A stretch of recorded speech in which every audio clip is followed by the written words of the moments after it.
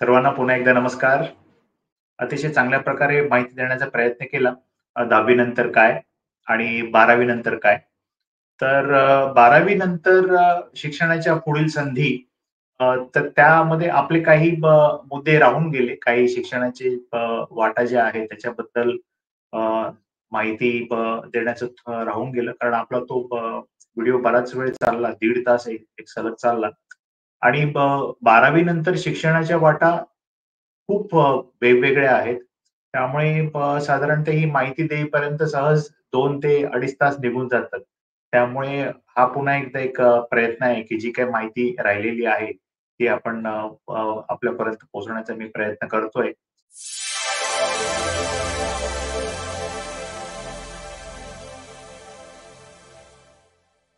जसं मी मागच्या सत्रामध्ये म्हटलं, की 12वी नंतर आर्ट्स असेल, कॉमर्स असेल, सायन्स असेल यामध्ये बऱ्याचशा शिक्षणाच्या वाटा आहेत. पण त्यामधून काही राहून गेलेल्या शिक्षणाच्या वाटा आता आपण या सत्रामध्ये पटकन पाहूया. अ, आर्ट्समधनं जे विद्यार्थी 12वी मधनं पुढे शिकण्याचा प्रयत्न करतात, तर त्यांच्यासाठी अ, विविध भाषा यांचं शिक्षण तर आहेच. त्याच्याबरोबर इतिहास, भूगोल, मानसशास्त्र ज्याला सायकॉलॉजी इंग्रजीमध्ये म्हणतात, याच्यामध्ये ते स्टडीज करू शकतात. आता 12वी आर्ट्स नंतर कॉमर्सचे विद्यार्थी किंवा सायन्सचे विद्यार्थी सुद्धा सायकॉलॉजीचा अभ्यास करू शकतात. तर त्याच्यामध्ये त्या प्रकारचे कोर्सेस अवेलेबल आहेत. 3 वर्षाचं ग्रॅज्युएशन सायकॉलॉजीमध्ये आणि त्याच्यानंतर पुढे मग 2 वर्षाचं पोस्ट ग्रॅज्युएशन सायकॉलॉजीमध्ये करता येतं. त्यामुळे आणि सायकॉलॉजीचे देखील वेगवेगळे प्रकार आहेत. जेव्हा विद्यार्थी पोस्ट ग्रॅज्युएशनच्या सायकॉलॉजीच्या 2 वर्षाच्या अभ्यासक्रमाकडे वळतात, तेव्हा त्याच्यामध्ये देखील विविध प्रकारचे पोस्ट ग्रॅज्युएशनचे स्पेशलायझेशन आहे. त्याचे ब्रँचिंग होत राहतं. अ, आता तुम्ही पाहिलं असेल की खेळामध्ये देखील अ, भले तो सांघिक खेळ असो किंवा एकट्याने खेळले जाणारे देखील खेळ असेल, त्याच्यामध्ये देखील अ, अ, एक प्रकारचं जशी शारीरिक तयारी करून घेतली जाते खेळाडूंची, तशी त्यांची मानसिक तयारी पण अ, करून घेतली जाते. जिंकण्यासाठी काय-काय लागू शकतं, या सगळ्या गोष्टी या मानसशास्त्राद्वारे किंवा मानसशास्त्रज्ञ जे असतात, जे ते त्या या खेळाडूपर्यंत ही माहिती पोहोचवण्याचा प्रयत्न करतात.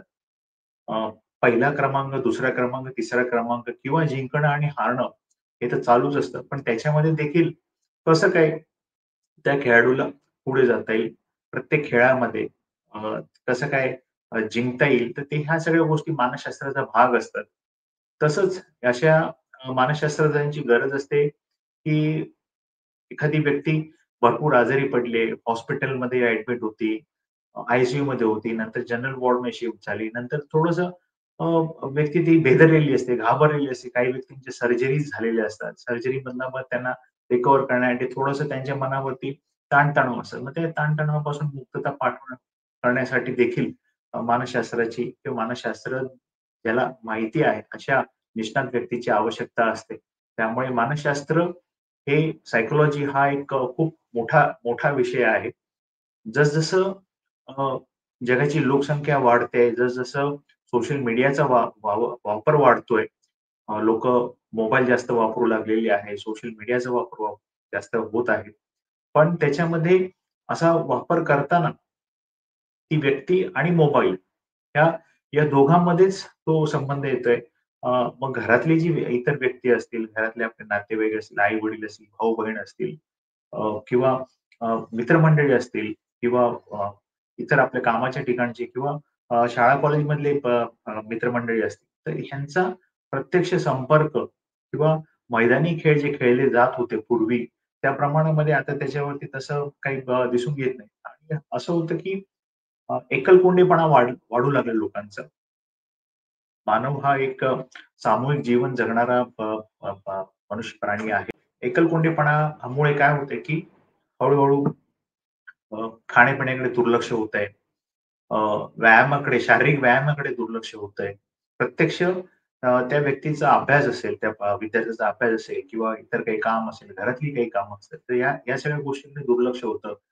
इतर लोकांशी संबंध तसे चांगले राहत नाहीत आणि झोपेवरती याचा परिणाम होतो हळू आणि निद्रानाश ज्याला आपण इन्सोम्निया म्हणतो इंग्रजीमध्ये. अशा गोष्टी हळू-हळू शिरकाव करू लागतात. शरीराच्या इतर व्याधी होऊ लागतात आणि मोबाईल तासंतास बघणं किंवा सोशल मीडिया किंवा टीव्ही तासंतास बघणं आणि मग ते बघताना आपण काय खातोय, किती खातोय याच्यावर नियंत्रण न राहणं आणि मग मानसिक तसेच शारीरिक आणि अ, या गोष्टींचा थोडा-थोडा, हळू-हळू करून त्रास व्हायलाच लागतो आणि कमी वयातली मुलं सुद्धा विद्यार्थी, शाळेत जाणारे विद्यार्थी किंवा कॉलेजला जाणारे विद्यार्थी आपण बातम्या सुद्धा बघतो, की घरच्यांनी मोबाईल घेऊन दिला नाही म्हणून तसे टोकाचं पाऊल उचलताना दिसतात विद्यार्थी. तर हे सगळे मानसशास्त्राचा भाग आहे आणि त्यासाठीच अ, मानसशास्त्र हे विविध लेव्हलवरती त्याचे स्पेशलायझेशन पोस्ट ग्रॅज्युएशनला होतात. विज्ञान या क्षेत्रामध्ये देखील पुढे शिकण्यासारखं भरपूर आहे. अ, 12वी विज्ञान जे विद्यार्थी पास होतात, त्यांच्यासाठी मुख्यत्वे करून अ, 3 मार्ग असतात. एक तर असतं, की ज्याला आपण म्हणतो, की बी-एस-सी करणं. त्याला काही ते साधा एक शब्द म्हणतो, की प्लेन ग्रॅज्युएशन करतोय आमचा मुलगा किंवा आमची मुलगी. प्लेन ग्रॅज्युएशन म्हणजे काय बी-एस-सी. मग ते बी-एस-सी कुठल्याही सब्जेक्ट कॉम्बिनेशनमध्ये असू शकतं. मग ते फिजिक्स, केमिस्ट्री, मॅथ्स सारखं कॉम्बिनेशन असू शकतं. फिजिक्स, केमिस्ट्री, बायोलॉजी, बॉटनी सारखं कॉम्बिनेशन असू शकतं किंवा सी-बी-झेड केमिस्ट्री, बॉटनी, झूलॉजी सारखं कॉम्बिनेशन असू शकतं. हे 3 वर्षाचं ग्रॅज्युएशन असतं.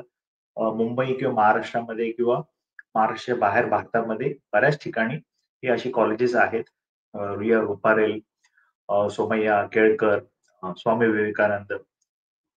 आता ह्याच्यामध्ये असे काही कोर्सेस आहेत विज्ञानामध्ये, की ज्याला आपण म्हणतो की प्लेन बी-एस-सी करतोय, प्लेन ग्रॅज्युएशन करतोय. याच्यापेक्षा असे काही स्पेशलाइज्ड कोर्सेस आहेत 12वी सायन्स झालेल्या विद्यार्थ्यांसाठी. त्याच्यामध्ये मी मागच्या सत्रामध्ये देखील माहिती दिली. आता सुद्धा थोडक्यात याची माहिती देतो. Biochemistry, biotechnology, microbiology, bio informatics आणि बायोटेक्नॉलॉजी देखील बऱ्याचशा कॉलेजमध्ये आहे. आता बायोटेक्नॉलॉजीबद्दल सांगायचं म्हटलं तर बायोटेक्नॉलॉजीमध्ये 2 प्रकारे विद्यार्थ्यांना पुढे शिकता येतं. एक तर 12वी नंतर बायोटेक्नॉलॉजी बी-एस-सी करता येतं. 3 वर्षाचा कोर्स आहे किंवा बायोटेक्नॉलॉजीमध्ये इंजिनिअरिंग सुद्धा करता येतं. डी-वाय पाटील इंजिनिअरिंग कॉलेज आहे नेरूळला तिथे अ, बायोटेक्नॉलॉजीमध्ये इंजिनिअरिंग डिग्री आहे. असे काही इतर कॉलेजेस आहेत महाराष्ट्रामध्ये किंवा भारताच्या इतर भागामध्ये जिथे बायोटेक्नॉलॉजीमध्ये इंजिनिअरिंग डिग्री जे 4 वर्षाचं आहे. बी-एस-सी बायोटेक्नॉलॉजी 3 वर्षाचं आहे आणि इंजिनिअरिंग बायोटेक्नॉलॉजी 4 वर्षाचं आहे.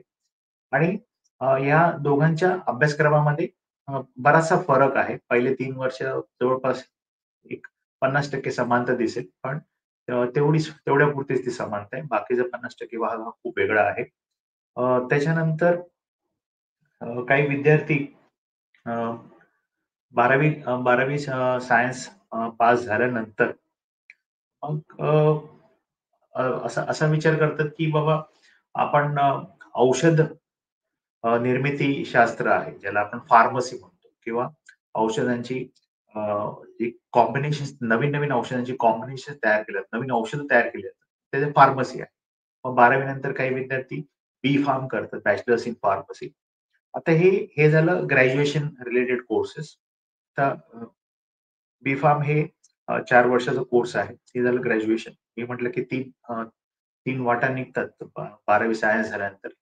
एक सुरुवातीचं मी म्हटलं एक नंबर की ते बी-एस-सी त्याला म्हणतात की प्लेन ग्रॅज्युएशन. त्याच्यानंतर दुसरं आहे की 12वी सायन्स झालेले विद्यार्थी पी-सी-एम ग्रुप घेऊन जास्तीत जास्त अभ्यास करतात आणि जॉइंट एंट्रन्स एक्झाम जे-ई-ई किंवा MHT, CET, PCM engineering entrance exam महाराष्ट्रापुरती. या एक्झाम मधून ते पुढे इंजिनिअरिंगमध्ये प्रवेश घेण्याचा प्रयत्न करतात. त्याच्यानंतर मेडिकलला जाणारे विद्यार्थी देखील लक्षणीय स्वरूपामध्ये आहेत भारतामध्ये. अ, आणि हे विद्यार्थी 2 प्रकारच्या परीक्षांना जातात. पूर्व परीक्षा N double E E, N double E T national eligibility cum entrance test आणि MHT, CET for PCB for medical in Maharashtra. आता एम-एस-टी म्हणजेच महाराष्ट्र. तो शॉर्ट फॉर्म आहे एम-एस-टी आणि सी-ई-टी म्हणजे कॉमन एंट्रन्स टेस्ट. आता हे 3 प्रमुख शाखा आहेत 12वी सायन्स झालेल्या विद्यार्थ्यांसाठी पुढे अभ्यास करण्यासाठी. एक तर त्यांनी बी-एस-सी करावं त्यांच्या आवडत्या सब्जेक्ट कॉम्बिनेशनमध्ये. त्यांना पुढे इंजिनिअरिंगला जाता येईल किंवा त्यांना पुढे मेडिकल कोर्सेसला जाता येईल.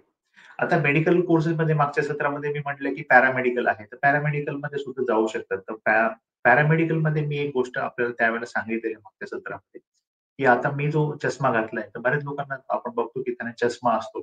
हे चष्म्याचे नंबर कोण काढतात? त्यांचं काय क्वालिफिकेशन असतं? मग त्याचा कोर्स असतो ऑप्टोमेट्री. आणि हे जे कोर्स करणारे विद्यार्थी असतात त्यांना ते पास झाल्यानंतर त्यांना ऑप्टोमेट्रिस्ट म्हणतात. आणि आपण बघतो की बऱ्याचशा ठिकाणी अशी दुकानं वगैरे आहेत की जिथे चष्म्याचा नंबर तपासला जातो मॅन्युअल स्वरूपामध्ये किंवा तो मशीनच्या स्वरूपामध्ये देखील कॉम्प्युटराइज्ड आय टेस्टिंग ज्याला म्हणतात, तो केला जातो. मग ही जी काम करणारी जी मुलं असतात किंवा हे जे व्यक्ती असतात, प्रोफेशनल असतात त्या दुकानामध्ये, शॉपमध्ये किंवा एखाद्या हॉस्पिटलमध्ये सुद्धा. कारण अशी आय हॉस्पिटल्स देखील आहेत भारताच्या विविध भागामध्ये. मग तिथे देखील हे ऑप्टोमेट्रिस्ट नोकरी करतात किंवा स्वतःचं दुकान स्थापन करून देखील त्या चष्म्याचा किंवा सनग्लासेसचा व्यवसाय करू शकतात. आता ह्याच्यामध्ये बेसिक काय आहे तर ऑप्टोमेट्री. ओके. ऑप्टोमेट्रिस्ट हे त्यांना म्हणतात, ऑप्टोमेट्री पास झालेले. इंजिनिअरिंग डिग्री आणि इंजिनिअरिंग डिप्लोमा याच्यामध्ये काय फरक आहे, हे मी मागच्या सत्रात सांगण्याचा प्रयत्न केला. पण डिप्लोमा हे विद्यार्थी 10वी नंतर करू शकतात. 3 वर्षाचा कोर्स असतो तो. आणि विद्यार्थी 12वी नंतर डिप्लोमा करू शकतात का? नक्कीच करू शकतात. पण 10वी नंतर 2 वर्ष अभ्यास करायचा 11वी-12वी आणि मग डिप्लोमा करायचा. मग ते 2 वर्ष फुकट गेल्यासारखेच होतात. त्यामुळे बरेचसे विद्यार्थी हे 10वी नंतर डिप्लोमा करतात. कॉम्प्युटर इंजिनिअरिंग असेल, इन्फॉर्मेशन टेक्नॉलॉजी असेल, बरेचसे असे जवळपास एक 150 ब्रँचेस आहेत ज्याच्यामध्ये डिप्लोमा करता येतो भारताच्या वेगवेगळ्या भागामध्ये. आणि हे डिप्लोमा करणारे विद्यार्थी मग इंजिनिअरिंगला जर पुढे जात असतील, तर ते इंजिनिअरिंगच्या दुसऱ्या वर्षाला त्यांना प्रवेश मिळतो. त्यामुळे त्यांचं 1 वर्ष वाचतं. म्हणजे डिप्लोमा 3 वर्षाचा आणि इंजिनिअरिंग जे ॲक्चुअली 4 वर्षाचं असतं, ते 3 वर्षाचं. म्हणजे 6 वर्षामध्ये त्यांचा अभ्यास, डिप्लोमा आणि डिग्री इंजिनिअरिंग पूर्ण होतं. आता समजा 12वी सायन्स झालेल्या विद्यार्थ्यांनी इंजिनिअरिंगला ॲडमिशन घेतलं. तर 11वी-12वीची 2 वर्ष आणि मग इंजिनिअरिंगची 4 वर्ष. मग यांचा देखील 6 वर्षाचा अभ्यास होतो. म्हणजे डिप्लोमा करून डिग्री इंजिनिअरिंग करणारे विद्यार्थी 6 वर्ष अभ्यास करतात आणि 11वी-12वी सायन्स करून इंजिनिअरिंग करणारे विद्यार्थी देखील 6 वर्षाचा अभ्यास करतात. आता अ, अभियांत्रिकी ज्याला आपण म्हणतो इंजिनिअरिंग, याच्यामध्ये खूप वेगवेगळ्या प्रकारचे ब्रँचेस आहेत. मी आपल्याला प्रमुख ब्रँचेसची माहिती देतो. प्रमुख ब्रँचेस आहेत सिव्हिल इंजिनिअरिंग आहे, मेकॅनिकल इंजिनिअरिंग आहे, इलेक्ट्रिकल इंजिनिअरिंग आहे, इलेक्ट्रॉनिक्स इंजिनिअरिंग आहे. त्याच्यानंतर टेलिकम्युनिकेशन इंजिनिअरिंग आहे, कॉम्प्युटर इंजिनिअरिंग आहे, सॉफ्टवेअर इंजिनिअरिंग आहे, इन्फॉर्मेशन टेक्नॉलॉजी आहे. त्याच्यानंतर डेटा सायन्स आहे, हे नवीन आहे. रोबोटिक्स आहे, आर्टिफिशियल इंटेलिजन्स आहे, ज्याला एआय म्हणतात. या नवीन ब्रँचेस आहेत. मेटलर्जी इंजिनिअरिंग आहे, प्रोडक्शन इंजिनिअर आहे, मरीन इंजिनिअरिंग आहे, बायोमेडिकल इंजिनिअर आहे. आता अशा भरपूर इंजिनिअरिंगच्या ब्रँचेस आहेत आणि ह्या सगळ्यांची जी ॲडमिशन प्रोसेस आहे ती जवळपास सारखीच आहे. ती आता चालू झालेली आहे आणि साधारणतः एक सप्टेंबर-ऑक्टोबर पर्यंत अगदी म्हणजे ऑक्टोबरच्या पहिल्या आठवड्यापर्यंत इंजिनिअरिंगची ॲडमिशन संपूर्ण भारतभर केली जातात आणि महाराष्ट्रामध्ये सुद्धा ही ॲडमिशन्स सप्टेंबर एंड किंवा जास्तीत जास्त ऑक्टोबरच्या सुरुवातीला ही ॲडमिशन पूर्ण होऊन ताबडतोब कॉलेज सुरू केलं जातं. आता बी-एससी ॲग्रीकल्चर. बी-एससी ॲग्रीकल्चर एकूण 5 युनिव्हर्सिटीज आहेत महाराष्ट्रामध्ये ॲग्रीकल्चर युनिव्हर्सिटीज ज्यांना म्हटलं जातं. मी मागे पण सांगितलं दापोली, राहुरी यासारख्या ठिकाणी महाराष्ट्रामध्ये ॲग्रीकल्चर युनिव्हर्सिटीज आहेत. तिथे बी-एससी ॲग्रीकल्चर, एम-एससी ॲग्रीकल्चर हे विद्यार्थी करू शकतात आणि काही विद्यार्थी तर पुढे पी-एच-डी देखील करतात. आता ह्याच्यामधनं मग पुढे या विद्यार्थ्यांना मग कशा प्रकारचे नोकऱ्या मिळू शकतात? तर हे स्वतः शेती व्यवसाय करणारे विद्यार्थी सुद्धा बी-एससी, एम-एससी ॲग्रीकल्चर करतात किंवा महाराष्ट्र शासनाच्या सरकारी नोकऱ्यामध्ये शेती शेती विभाग आहे महाराष्ट्र शासनात. त्याच्यामध्ये त्यांना एम-पी-एस-सी या परीक्षा मधून त्यांना पुढे जाता येतं किंवा फॉरेस्ट डिपार्टमेंटच्या देखील वेगवेगळ्या परीक्षा असतात त्याच्यामध्ये अधिकारी दर्जाच्या. त्या पूर्व परीक्षांची तयारी करून देखील त्यांना पुढे अशा प्रकारची नोकरी मिळू शकते. आता अ, वाणिज्य अ, वाणिज्य शाखेमध्ये 12वी नंतर मग पुढे काय करता येतं? तर मी बी-कॉम तर म्हटलंच होतं मागच्या सत्रामध्ये. पण याच्या व्यतिरिक्त आय-सी-डब्ल्यू-ए इंडियन कॉस्ट अकाउंटंट हे आहे. नंतर सी-एफ-ए आहे, चार्टर्ड फायनान्शियल एनालिस्ट आणि सी-ए, चार्टर्ड अकाउंटंट. तर आय-सी-डब्ल्यू-ए किंवा सी-एफ-ए हे जे कोर्सेस आहेत ते ग्रॅज्युएशन चालू असताना कॉमर्स विद्यार्थी किंवा सायन्सचे विद्यार्थी सुद्धा समजा सायन्सचे विद्यार्थी आपलं स्ट्रीम सुद्धा बदलू शकतात 12वी नंतर. सायन्सचे विद्यार्थी समजा 12वी सायन्स झालेला विद्यार्थी असेल, तर ते कॉमर्स ग्रॅज्युएशनला ॲडमिशन घेऊ शकतात. त्याला प्लेन कॉमर्स म्हणतो किंवा प्लेन बी-कॉम म्हणतो त्याला ॲडमिशन घेऊ शकतात. पण त्याच्या जोडीला ते आय-सी-डब्ल्यू-ए किंवा सी-एफ-ए ह्याचा ते अभ्यास करू शकतात. त्यामुळे काय होतं की अ, अ, विद्यार्थ्यांचा भरपूर याच्यामध्ये वेळ वाचतो. पण अभ्यास दोन्ही कोर्सेसचा एकाच वेळेला सायमल्टेनियसली करावा लागतो. त्यामुळे त्याच्यामध्ये त्या 3 वर्षामध्ये एफ-वाय, एस-वाय, टी-वाय, बी-कॉम हे आय-सी-डब्ल्यू-एचा पण अभ्यास करणं आणि कॉमर्सचा पण आपल्या ग्रॅज्युएशनचा अभ्यास करणं, सी-एफ-एचा पण अभ्यास करणं हे गरजेचं ठरतं. आणि ह्याचा पुढे खूप परिणाम होतो. त्यांच्या करिअरवरती अतिशय चांगल्या प्रकारे करिअर शेप आउट होतं. अतिशय उत्कृष्ट दर्जाचे अ, अ, अधिकारी म्हणून अ, अ, सरकारी, निमसरकारी किंवा खाजगी कंपन्यांमध्ये त्यांना नोकरी मिळू शकते. आता कला शाखेतली करिअरचं मी म्हटलेलंच आहे. मागच्या सत्रामध्ये देखील म्हटलेलं आहे. मगाशी देखील मी म्हटलं, की सायकॉलॉजी मानसशास्त्र ज्याला म्हणतात. तर त्याच्यामध्ये मी तुम्हाला थोडक्यात मानसशास्त्राच्या वेगवेगळ्या ब्रांचेसची तुम्हाला मी नावं सांगतो. तर याच्यामध्ये अ, बालमानसशास्त्र आहे. लहान मुलांचं मानसशास्त्र एक वेगळंच असतं. त्याच्यानंतर औद्योगिक मानसशास्त्र, इंडस्ट्रियल सायकॉलॉजी ज्याला म्हणतो, की उद्योगधंद्यामध्ये जे कामगार काम करतात, त्यांच्यावरती कामाचा खूप ताण असतो. काही वेळेला 8 तास काम करतात. 8 तासापेक्षा जास्त वेळ काम असू नये. पण त्यामुळे काय होतं, की त्यांच्यावरती कामाचा परिणाम होतो आणि त्यांच्या कारखान्यामध्ये, उद्योगधंद्यामध्ये जे काही काम केलं जातं, ते एक टार्गेट ओरिएंटेड जॉब असतो. की बाबा 8 दिवसामध्ये हा प्रोजेक्ट पूर्ण झाला पाहिजे. 8 दिवसामध्ये ही मशीन तयार झाली पाहिजे किंवा 2 दिवसामध्ये ही मशीन रिपेअर झाली पाहिजे, त्याची सर्व्हिसिंग झाली पाहिजे. त्यामुळे औद्योगिक मानसशास्त्र हा ही एक ब्रँच आहे. नंतर क्लिनिकल सायकॉलॉजी. क्लिनिकल सायकॉलॉजीमध्ये मी मगाशी म्हटलं, की हॉस्पिटलाइज्ड पेशंट असतात. त्यांच्यासाठी क्लिनिकल सायकॉलॉजिस्ट अतिशय मदत करू शकतात. नंतर बिहेवियरल सायकॉलॉजी. बिहेवियरल सायकॉलॉजी हे अ, मानवाच्या बाबतीमध्ये पण असतो आणि जे पाळीव प्राणी आहेत, शेतीमधले पण आहेत, त्यांच्यासाठी पण बिहेवियर सायकॉलॉजिस्ट म्हणून असतात. अ, बी-ए सायकॉलॉजी शिकलेले, पास झालेले विद्यार्थी पुढे एम-ए सायकॉलॉजी करू शकतात. आणि एम-ए सायकॉलॉजीमध्ये पुढे मग त्यांचे वेगवेगळ्या प्रकारचे स्पेशलायझेशन असतात. आज आजकाल मी मागच्या सत्रामध्ये देखील तुम्हाला सांगितलं होतं. आता परत एकदा आठवण करून देतो, की शाळा कॉलेजमध्ये सुद्धा आजकाल सरकारी, निमसरकारी आणि खाजगी शाळा कॉलेजमध्ये देखील असतात. कारण विद्यार्थ्यांचे प्रश्न काही वेळेला ते आपल्या घरच्यांशी शेअर करत नाहीत, त्यांच्याशी बोलत नाहीत. ते ताणतणावाखाली असतात. त्याचा परिणाम त्यांच्या अभ्यासावरती होतो, त्यांच्या परीक्षेच्या परफॉर्मन्सवरती होतो. त्यामुळे अशा वेळेला शाळा कॉलेजमध्ये जे सायकॉलॉजिस्ट असतात ते नक्कीच अतिशय त्यांना चांगल्या प्रकारे मदत करतात. त्या ताणतणावातून त्यांना मुक्त होण्यासाठी खूप त्याच्यामध्ये त्यांचा हातभार असतो. अ, सोशिओलॉजी हे एक ज्याला सामाजिक शास्त्र म्हणतात. आता समाजशास्त्र म्हणजे इतिहास, भूगोल आणि नागरिकशास्त्र हा एक भाग आहे. पण सोशिओलॉजी म्हणजे सामाजिक शास्त्रामध्ये की हे खूप एक वास्ट फील्ड आहे. ज्याच्यामध्ये अ, अ, समाजाच्या सर्व अंगांना स्पर्श करणारं हे शास्त्र आहे. ज्याला आपण समाजशास्त्र म्हणतो किंवा सामाजिक शास्त्र म्हणतो. समाजाची रचना, न्यायव्यवस्था, अ, सामाजिक घडामोडी, कुटुंब व्यवस्था. आता तुम्हाला माहिती आहे की अ, पूर्वी अशी एकत्रित कुटुंब व्यवस्था होती. आता न्यूक्लिअर फॅमिलीज आहेत. आई-वडील आणि एखादं मूल किंवा 2 मुलं असतात. त्याला न्यूक्लिअर फॅमिली म्हणतात.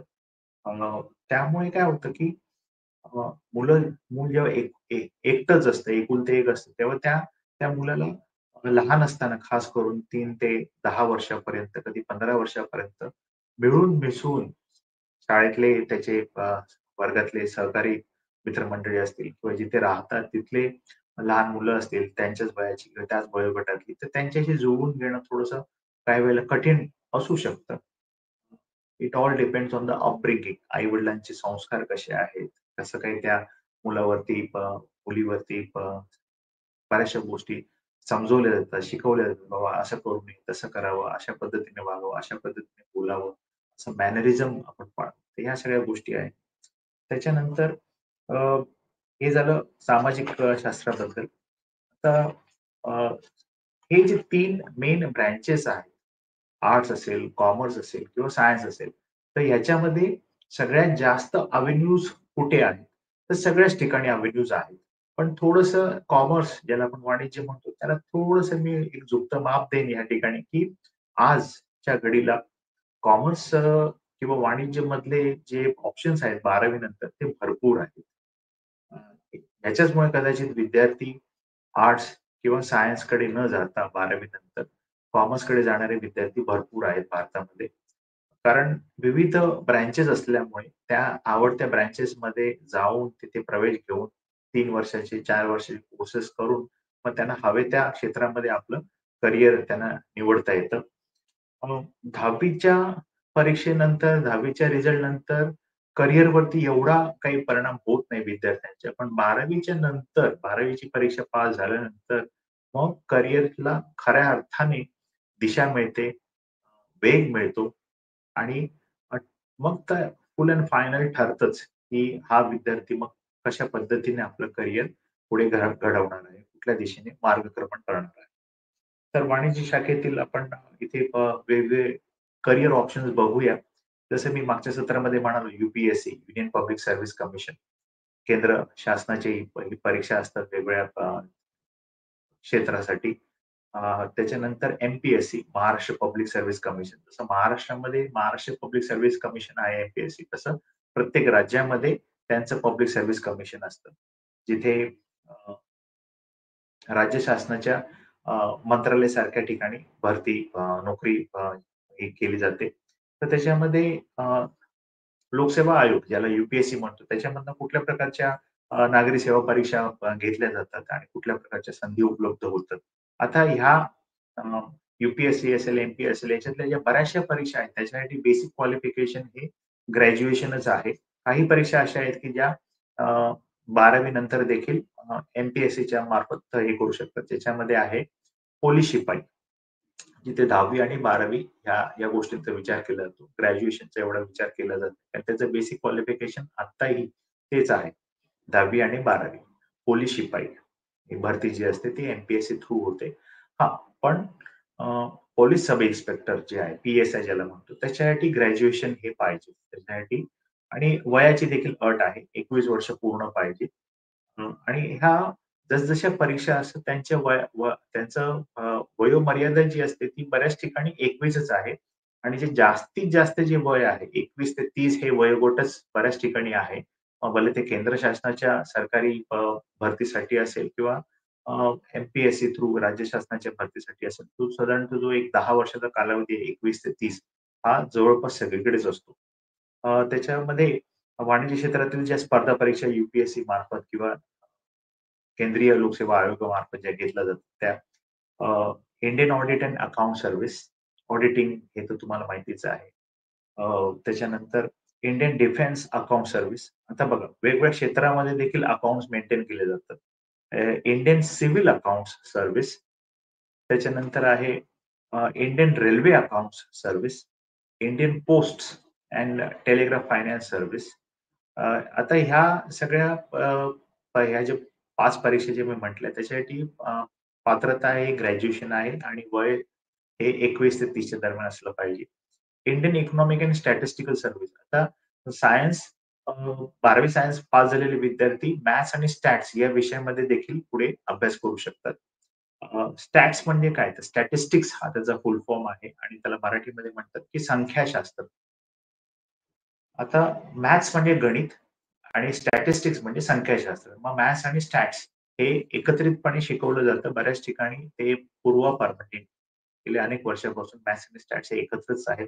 काही काही चॅप्टर्स मॅथ्सचे असतात, काही चॅप्टर स्टॅट्सचे असतात. ओके. त्याच्यानंतर कर्मचारी निवड आयोग जो आहे, स्टाफ सिलेक्शन कमिशन ज्याला म्हणतात, जे आहे केंद्र सरकारतर्फे. तर त्याच्यामध्ये इकॉनॉमिक्स आहे, स्टॅट्स आहे, गणिती लोकं लागतात आणि भा अर्थव्यवस्था देशाची असेल किंवा राज्याची असेल, राज्याच्या धर्तीवरती किंवा जिल्ह्यापुरतं बोलायचं म्हटलं किंवा त्या केंद्र आणि राज्य शासनातर्फे मग या सगळ्या गोष्टींचं अ, अर्थशास्त्र, अर्थगणित कसं काय जुळवलं जातं. अ, कराच्या मार्फत येणारं उत्पन्न आणि अ, सोयी-सुविधा यांच्यावरती केला जाणारा खर्च, या सगळ्या गोष्टींचा ताळमेळ बसवणं हे अर्थशास्त्र शिकलेल्या लोकांचं काम असतं. अर्थशास्त्रज्ञांचं काम असतं. इकॉनॉमिस्ट लोकांचं काम असतं. त्याच्यानंतर आहे महाराष्ट्र लोकसेवा आयोग महाराष्ट्र सरकारसाठी. जसं प्रत्येक राज्यामध्ये त्यांचं लोकसेवा आयोग असतं. मग त्याच्यामध्ये देखील फायनान्स आणि अकाउंट्स ऑफिसर असतात किंवा सरकार केंद्र शासन असेल किंवा महाराष्ट्राचं राज्य शासन असेल, तर त्याच्यामध्ये वेगवेगळे विभाग असतात. त्याच्यामध्ये वेगवेगळ्या प्रकारची कामं घेतली जातात. आता पाटबंधारे विभाग आहे मंत्रालयामध्ये. त्याच्यामधनं महाराष्ट्राच्या शेती प्रधान जे जिल्हे आहेत, तर तिथे कुठे पाटबंधाऱ्यांची कमतरता आहे का? त्याचं मॅपिंग केलं जातं किंवा अशा-अशा प्रकारे आपल्याला पाटबंधारे करायचे आहेत. त्याचं पुढे काय करता येतं? हे पाटबंधारे आयोग हे काम करतं. नंतर ग्रॅज्युएशन झालेले विद्यार्थी, मग ते बी-एस-सी असेल, बी-ए असेल किंवा बी-कॉम असेल, तर हे विद्यार्थी केंद्र सरकारच्या अ, अशा काही संघटना आहेत जिथे खूप मोठ्या प्रमाणावरती सरकारी पातळीवरती भरती केली जाते. Life insurance corporation, LIC, GIC, general insurance corporation. तर ह्या एल-आय-सी, जी-आय-सी यांच्या स्वतःच्या परीक्षा असतात. जशा बँकेच्या परीक्षा असतात, तशा ह्यांच्याही परीक्षा असतात आणि त्याच्यामधनंही भरती होते आणि त्याच्यासाठी बऱ्याचशा ज्या लेव्हल्स आहेत एल-आय-सी, जी-आय-सी किंवा बँकिंगच्या त्याच्यामध्ये बेसिक क्वालिफिकेशन हे ग्रॅज्युएशन आहे आणि वय जे आहे ते साधारणतः 21 ते 30 च्या दरम्यान आहे. त्याच्यानंतर मिनिस्ट्री ऑफ डिफेन्स आहे. बँकिंगचे प्रोबेशनरी ऑफिसर्स आहेत. आता त्याच्यामध्ये सगळ्या बँकांच्या परीक्षा एका बाजूला आणि आर-बी-आयची परीक्षा एका बाजूला. आर-बी-आयच्या परीक्षेचे किंवा ह्या ज्या पूर्व परीक्षा आहेत इतर बँकांच्या किंवा एल-आय-सी, याचे क्लासेस देखील आहेत. सरकारी आणि खाजगी देखील आहेत. क्लासेस मुंबई असेल, पुणे असेल किंवा नाशिक असेल या ठिकाणी कोल्हापूर असेल याचे क्लासेस आहेत. ह्याचा अभ्यास करण्याची वेगवेगळ्या विषयांची परीक्षा घेतली जाते. तर त्या विषयांची परीक्षा घेताना त्याची पुस्तकं देखील तुम्हाला स्टेशनरीच्या दुकानामध्ये मिळतात. त्या विषयानुसार ते पुस्तकं अवेलेबल असतात मार्केटमध्ये आणि त्या विषयांचा अभ्यास करून विद्यार्थी हा क्लासला न जाता देखील घरी सुद्धा अभ्यास करून विद्यार्थी पास होऊ शकतो. लेखी परीक्षा, मग त्याच्यानंतर त्यांची तोंडी परीक्षा असते. त्याला आपण इंटरव्ह्यू राउंड म्हणतो आणि मग एक स्टँडर्ड मेडिकल एक्झामिनेशन असतं. त्या परीक्षा पास झाल्यानंतर मग त्यांना पुढे कायमस्वरूपी सरकारी नोकरी लागू शकते. चार्टर्ड अकाउंटंट, सी आता चार्टर्ड अकाउंटंट म्हणजे काय? तर चार्टर्ड अकाउंटंट कसे असतात, की सरकारी, निमसरकारी किंवा खाजगी आस्थापनामध्ये जो काही हिशोब आहे, ताळमेळ आहे खर्चाचा, आवक-जावक जी पैशाची आहे ती योग्य रीतीने होतेय का? खर्च योग्य ठिकाणी केला जातोय का? सगळ्याचा ताळमेळ बसतोय का? ₹100 आले, ₹100 गेले, तर ह्याचा ताळमेळ बसतोय का? तर हे सगळं तपासून बघण्याचं काम जे असतं हे चार्टर्ड अकाउंटंट करतात. आणि अ, प्रत्येक मोठ्या कंपनीमध्ये त्यांचा स्वतःचा चार्टर्ड अकाउंटंट असतो, जो इंटरनल ऑडिट करतो आणि एक्सटर्नल ऑडिट देखील केलं जातं. म्हणजे असं नाही, की बाबा एकाच ऑडिटरने ऑडिट केलं आणि ते सगळं काही ओके, ठीक आहे म्हणून सांगितलं. नाही, तर तसं नाही. इंटरनल ऑडिटर देखील असतो आणि एक्सटर्नल ऑडिटर देखील असतो. एक एक वेगळी अशी कंपनी असते, की जी एक्सटर्नल ऑडिट म्हणून काम करते. त्याच्यानंतर आता हे सी मध्ये 3 परीक्षा असतात. एक असते फाउंडेशनची परीक्षा, दुसरी असते इंटरमिडिएटची आणि तिसरी असते फायनलची. तर आता हे जे असतात ते अतिशय हुशार असतात आणि ही जी परीक्षा असते संपूर्ण भारतभर घेतली जाते. एका भारतीय एका केंद्रीय पातळीवरती ज्याला आपण म्हणू शकतो आणि ह्याचा निकाल जर तुम्हाला मी सांगितला, तर त्या परीक्षेची काठिण्य पातळी तुम्हाला कळेल. निकाल फक्त 2 ते 3% असतो. 100 मध्ये 2 किंवा 3 विद्यार्थी ही परीक्षा पास होतात आणि पुढे म्हणून चार्टर्ड अकाउंटंट म्हणून काम करतात.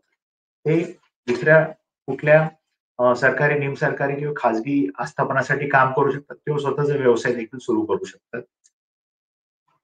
अ, प्रत्येक व्यक्ती जी कोणी पगारदार आहे किंवा व्यावसायिक आहे, तर ते इन्कम टॅक्स रिटर्न फाईल करतात दरवर्षी. तर हे इन्कम टॅक्स रिटर्न जे असतात ते फाईल करण्यासाठी सीए मदत करू शकतात आणि त्याच्याबद्दल त्यांना फी मिळते.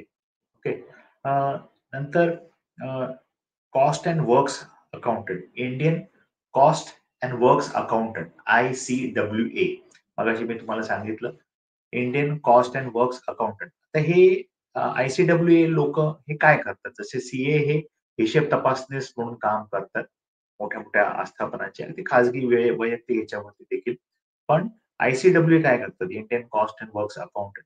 एखादं नवीन उत्पादन तयार झालं एखाद्या कारखान्यामध्ये, उद्योगधंद्यामध्ये. मग त्या अ, उत्पादनाला तयार करण्यासाठी किती खर्च लागला? ते उत्पादन बाजारामध्ये काय मूल्यावरती ते विकलं जाईल म्हणजे नफा होईल आणि जो काही खर्च त्याच्या मागे लागलेला तो भरून येईल. म्हणजे त्या वस्तूची त्या बाजारभाव ठरवणं, त्या वस्तूचा बाजारभाव ठरवणं हे ICWAचं काम असतं. आणि हे खूप मोठ्या प्रमाणावरती केलं जातं. मोठ्या-मोठ्या उद्योगधंद्यामध्ये, मोठ्या-मोठ्या व्यवसायामध्ये हे ICWAची गरज असते. यांचं अ, वार्षिक साधारणतः हे म्हणतात की 50 लाखाच्या वरती जर त्या त्या कंपनीचा किंवा त्या अ, व्यवसायाचा जर हे असेल 50 लाखाच्या वरती त्यांचा अ, अ, व्यवसाय जर जात असेल वार्षिक एक साधारणतः एक ठोकळा अंदाजाप्रमाणे, तर त्यांना ह्या व्यक्तीची गरज असतेच असते. आणि तसंच आहे कंपनी सेक्रेटरी बद्दल. कंपनी सेक्रेटरी देखील असाच एक नियम आहे की ज्या आस्थापनांचं, ज्या व्यवसायांचं वार्षिक जी उलाढाल आहे ती 50 लाखाच्या वरती असेल, 50 लाख त्याच्या वरती असेल तर त्यांना कंपनी सेक्रेटरी पाहिजे. आता हे कंपनी सेक्रेटरी म्हणजे कोण असतात? तर कंपनी सेक्रेटरी जे असतात ते ती कंपनी चालवण्यासाठी ते व्यव व्यवस्थ ते व्यवसाय चालवण्यासाठी जे व्यवस्थापन असतं, मॅनेजिंग कमिटी असते, त्याच्यामध्ये काम करणारे लोकं जे असतात, हे सगळे एका नियमावलीच्या आधारे एक हे असतं फ्रेमवर्क असतं. Framework of rules.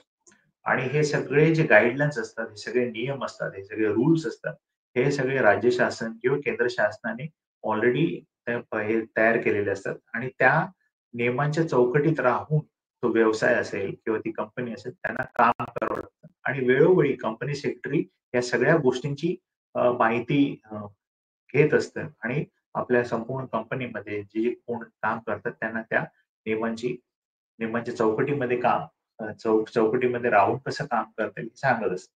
आणि जसं सीए म्हणा किंवा ICWA म्हणा, तसंच कंपनी सेक्रेटरी सीएस ही 3 जी पदं आहेत, ती अतिशय मोठ्या मानाची समजली जातात प्रत्येक कंपनीमध्ये.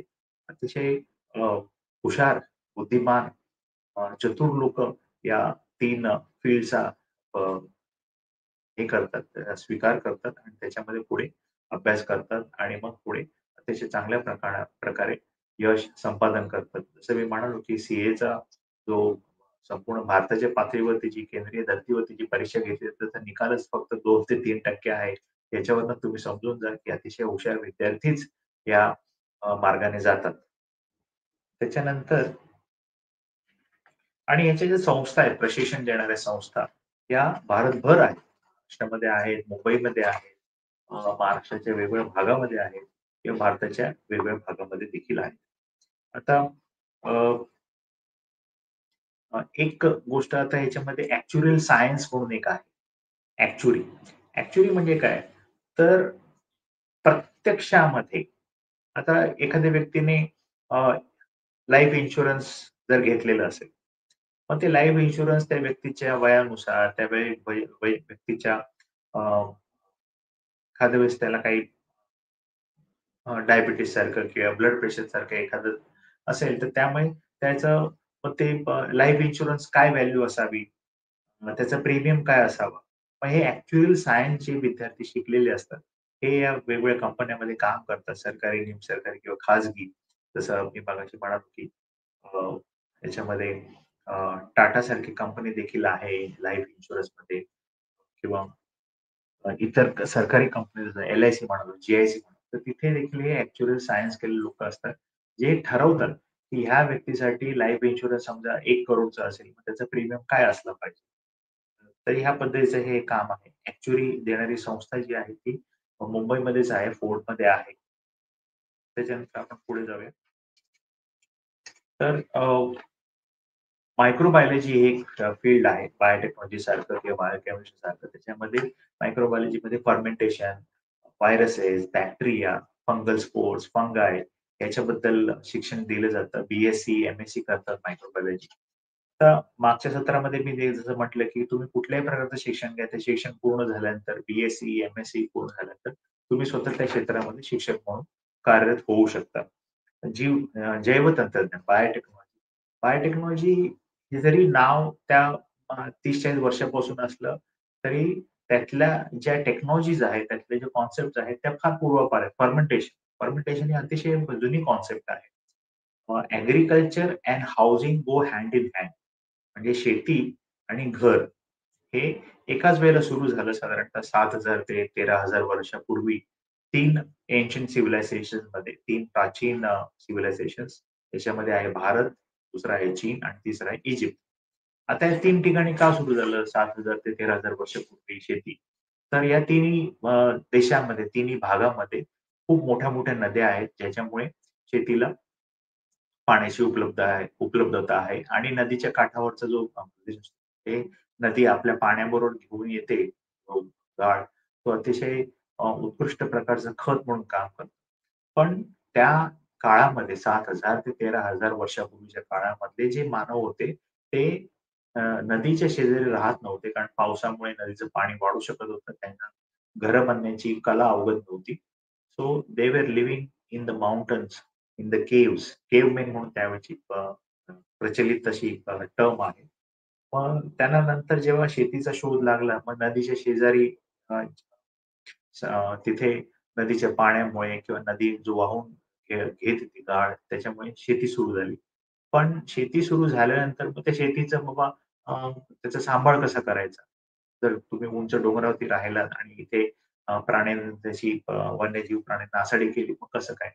मग शेती आणि घर, हाउसिंग हे एकाबरोबर सुरू झाली आणि जसजशी शेती सुरू झाली, तसतशी शेतीमधली ज्वारी असेल, जवस असेल, गहू असेल, तांदूळ असेल, तर त्याच्यापासून फर्मेंटेशन ही प्रक्रिया सुरू झाली आणि त्याच्यामध्ये मग अल्कोहोलिक बेव्हरेजेस हे सुरू झालं. आज अल्कोहोलिक बेव्हरेजेसचा बिझनेस खूप मोठा आहे. ते बायोटेक्नॉलॉजीमध्ये शिकवलं जातं. मग भले ते बी-एससी असो किंवा इंजिनिअरिंग असो. मग हे अल्कोहोलिक बेव्हरेजेस संपूर्ण जगभरामध्ये वेगवेगळ्या प्रकारचे अल्कोहोलिक बेव्हरेजेस तयार केली जातात आणि त्याचा खप देखील खूप मोठ्या प्रमाणामध्ये होतो. फर्मेंटेशनमध्ये अल्कोहोलिक बेव्हरेजेसच्या बरोबर डेअरी इंडस्ट्री देखील आहे. कारण दुधापासून देखील दुग्धजन्य पदार्थ तयार केले जातात. बटर असेल, चीज असेल, कर्ड असेल किंवा ताक असेल. तर हे वेगवेगळ्या प्रकारचे दुग्धजन्य पदार्थ जे तयार केले जातात. त्यामुळे बायोटेक्नॉलॉजीमध्ये 2 मेजर ब्रँचेस आहेत. एक आहे अल्कोहोलिक फर्मेंटेशन आणि दुसरं आहे डेअरी किंवा मिल्क प्रॉडक्ट फर्मेंटेशन. ओके. त्याच्यानंतर आहे बायोटेक्नॉलॉजीच्या पुढे आपण जाऊया. मेटिओरॉलॉजी, वेधशाळा. आता माझा एक मित्र आहे. कुलाबा वेध शाळेमध्ये सर्व्हिसला आहे तो. त्याची जवळपास आता 30 वर्ष सर्व्हिस झालेली आहे. तर त्याने काय केलं? माझ्याबरोबर तो सिद्धार्थ कॉलेजमध्ये ग्रॅज्युएट झाला.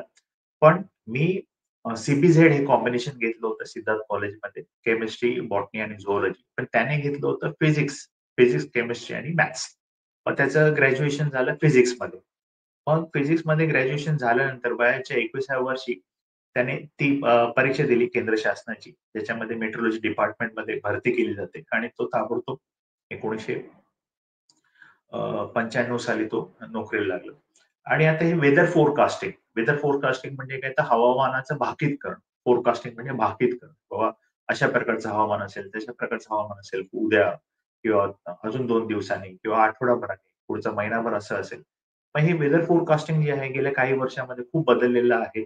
त्याच्यामध्ये खूप सुधारणा झालेल्या आहेत. प्रत्येक विमानतळावरती वेदर फोरकास्टिंग डिपार्टमेंट असतं. कारण विमानांचं लँडिंग, टेक ऑफ हे या वेदरवरती खूप मोठ्या प्रमाणामध्ये अवलंबून असतं. आणि वेदर म्हणजे काय तर पाऊस पडतोय का, बर्फ पडतोय का नाही. तर ह्याच्या व्यतिरिक्त ह्याच्यापेक्षा अजून ॲडिशन की बाबा हवेचा वेग काय असेल, हवेची दिशा काय असेल. त्यामुळे वेदर फोरकास्टिंग हे खूप ॲडव्हान्स लेव्हलचं सायन्स आहे. ज्याच्यामध्ये आपण कदाचित नाव ऐकलं असेल डॉपलर रडार. तर डॉपलर रडार हे बऱ्याच ठिकाणी वापरलं जातं जगभरामध्ये, कारण त्याच्यामुळे अचूक हवामानाची माहिती मिळते. तर हे झालं मेट्रोलॉजी, वेदर फोरकास्टिंग. आणि अ, हे सगळं आता कॉम्प्युटराइज्ड टेक्नॉलॉजी आहे. ते वेदर फोरकास्टिंग जे रडार सिस्टम करतं ते 500 किलोमीटरच्या परिसरामध्ये त्याचा अभ्यास असतो. ती कॉम्प्युटराइज्ड सिस्टम ती 500 किलोमीटरच्या परिघामध्ये रडार सिस्टम काम करत असते.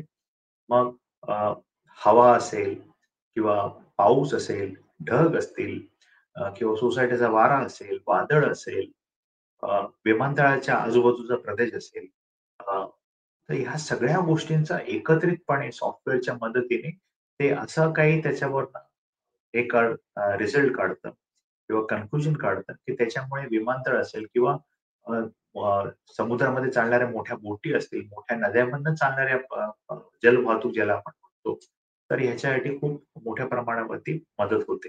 हे झालं मेट्रोलॉजी, वेदर फोरकास्टिंग, हवामान खात्याबद्दल मी माहिती दिली.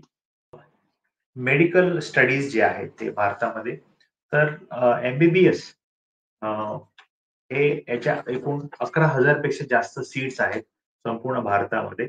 भारताची लोकसंख्या जर आपण बघितली 150 करोड आहे. पण त्याच्यापैकी जर आपण मेडिकल सीट्स बघितल्या, डॉक्टर्स जे बघितले, तर त्याच्यामध्ये फक्त एम-बी-बी-एस साठी 11,000 पेक्षा जास्त जागा आहे. माझं असं म्हणणं आहे वैयक्तिक जर म्हटलं तर ते 1,00,000 एम-बी-बी-एसच्या सीट्स पाहिजेत आणि बाकी इतर ज्या सीट्स आहेत त्याच्यामध्ये आयुर्वेदिक असेल, बी-ए-एम-एस, होमिओपॅथी असेल, बी-एच-एम-एस किंवा बी-डी-एस असेल, डेंटिस्ट्री असेल किंवा युनानी असेल.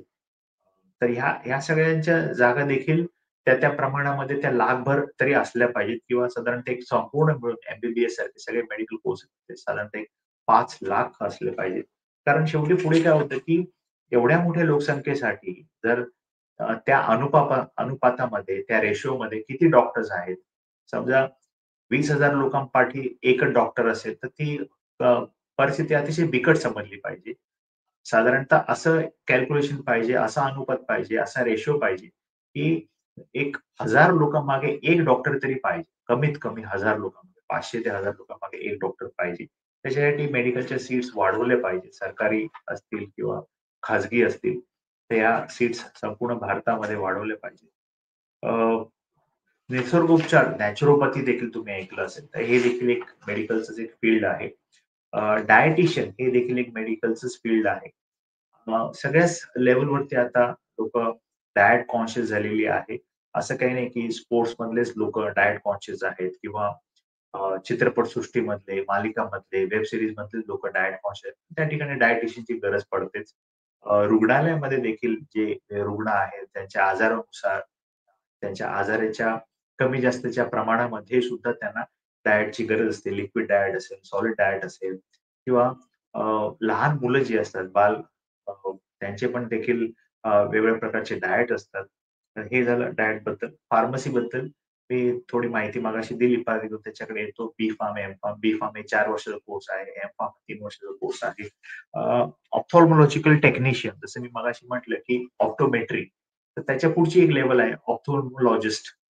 ऑप्थॉल्मॉलॉजिस्ट हे टेक्निशियन असतात. त्याच्यापुढे मग भारतामध्ये आयुर्वेदिक मेडिकल कॉलेजेस देखील आहेत. ॲलोपॅथिक मेडिकल कॉलेजेस देखील आहेत. त्याची संख्या नक्कीच वाढवली पाहिजे. आता हे जे ग्रॅज्युएशन करणारे विद्यार्थी आहेत मेडिकलमध्ये, मग भले ते एम-बी-बी-एस असो, आयुर्वेदिक असो, होमिओपॅथी असो, युनानी असो, तर त्यांनी पुढे त्यांना पोस्ट ग्रॅज्युएशन करता येतं, एम-डी करता येतं. ओके. मास्टर्स, एम-डी किंवा एम-एस. ओके. मग हे एम-डी हे किंवा एम-एस हे 2 वर्षाचा कोर्स असतो त्यात आणि ही जशी मेडिकल एंट्रन्स एक्झाम आहे ग्रॅज्युएशनसाठी, तशी मेडिकल एंट्रन्स एक्झाम आहे पोस्ट ग्रॅज्युएशन देखील, त्याच्यासाठी देखील. आता हे पोस्ट ग्रॅज्युएशनसाठी जी पी-जीसाठी जी एंट्रन्स एक्झाम आहे, ती देखील त्याची काठिण्य पातळी खूप जास्त असते आणि त्याच्यामधनं फारच कमी विद्यार्थी पुढे जातात आणि ते एम-डी किंवा एम-एस करतात. मी इंजिनिअरिंगबद्दल बोललो, की आता इंजिनिअरिंगचे जवळपास एक 150 पेक्षा जास्त ब्रांचेस आहेत, 150 पेक्षा जास्त सब्जेक्ट्स आहेत, विषय आहेत. त्याच्यामध्ये विद्यार्थी इंजिनिअरिंग करू शकतात. ज्याला बी म्हणतात, बॅचलर्स ऑफ इंजिनिअरिंग किंवा आय-आय-टी, एन-आय-टी, व्ही-आय-टी असेल, तर त्याच्यामध्ये त्याला बी म्हटलं जातं. ओके. Bachelors of technology. आता तुम्हाला एक एक नवीनच इंजिनिअरिंगची ब्रांच सुरू झाली, त्याच्याबद्दल मी तुम्हाला एक माहिती देतो. Reliability engineering. आता रिलायबिलिटी म्हणजे काय? तर विश्वासार्हता. एखादं उत्पादन तयार झालं, एखादं उत्पादन ते फॅक्टरीमधनं समजा बाजारामध्ये आणायचंय. तर ते त्या उत्पादनाची रिलायबिलिटी काय? किंवा एखादा इन्फ्रास्ट्रक्चर प्रोजेक्ट असेल, रस्त्याचं बांधकाम असेल किंवा रेल्वे लाईन असेल किंवा एखादं पोर्ट असेल, जहाज जहाज तिथे थांबतात किंवा एखादं विमानतळ असेल किंवा ब्रिजेस असतील. पण ह्या सगळ्या ज्या इन्फ्रास्ट्रक्चर हे आहेत, प्रोजेक्ट्स आहेत, तर त्या प्रोजेक्टची रिलायबिलिटी किती आहे? त्याची विश्वासार्हता किती आहे? त्याच्या कामाचा दर्जा किती आहे? ते जे काम केलेलं आहे त्याची त्याचं आयुष्यमान किती सांगता येईल आपल्याला? 25 वर्ष सांगता येईल का 50 वर्ष सांगता येईल? ह्या सगळ्या गोष्टी आहेत त्या रिलायबिलिटी इंजिनिअरिंगमध्ये येतात. त्यामुळे हे एक नवीनच फील्ड आहे इंजिनिअरिंग मधलं. त्याच्यापुढे आहे की इंजिनिअरिंग कॉलेजेस भरपूर आहेत. महाराष्ट्रामध्ये भरपूर इंजिनिअरिंग कॉलेजेस आहेत आणि जवळपास अ, प्रत्येक विद्यार्थ्याला इंजिनिअरिंगच्या विद्यार्थ्याला सामावून घेण्याची क्षमता महाराष्ट्रातल्या इंजिनिअरिंग कॉलेजमध्ये आहे.